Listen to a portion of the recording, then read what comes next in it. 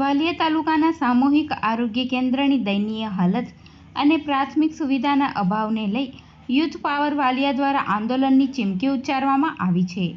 વાલિયા તાલુકાના ગરીબ અને મધ્યમ વર્ગના દર્દીઓ માટે આશીર્વાદ સમાન વાલિયા સામૂહિક આરોગ્ય કેન્દ્ર જ બીમાર હોવાના આક્ષેપ સામાજિક સંગઠન યુથ પાવરના અધ્યક્ષ રજની વસાવા દ્વારા કરવામાં આવ્યા છે.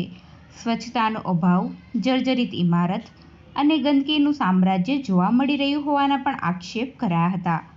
દર્દીઓ જીવના જોખમે સારવાર મેળવી રહ્યા છે.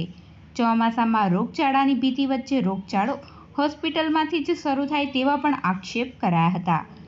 તેવામાં તાત્કાલિક તંત્ર દ્વારા ટૂંક સમયમાં યોગ્ય પગલાં નહીં લેવામાં આવે તો યુથ પાવર દ્વારા આંદોલન કરવાની ચીમકી પણ ઉચ્ચારવામાં આવી હતી. વાલિયા CSC ખાતે અમારા યુથ પાવરની ટીમ દ્વારા મુલાકાત લીધી અને વિડીયો કરવામાં આવ્યો ત્યારે હોસ્પિટલની હાલત એટલી ખરાબ દયનીય છે. જ્યારે સ્લેબના પોપડા પણ ઉપરથી પડી રહેલા પડતા જોવામાં આવે છે અને એક દર્દી હતું જેની સારવાર બી ચાલી રહી છે અને એક બાજુ એનું પેલું ઉપરની બાંધકામ પણ એટલું ખરાબ છે.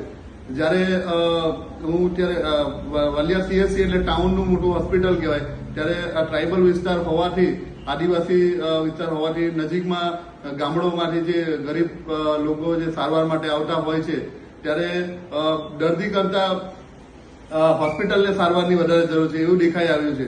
ત્યારે આ ચોમાસુ ઋતુ એટલે રોગચાળો અને મચ્છરથી થતા રોગોનો મોસમ કહેવાય, ત્યારે ખૂબ જરૂર પડતી હોય છે.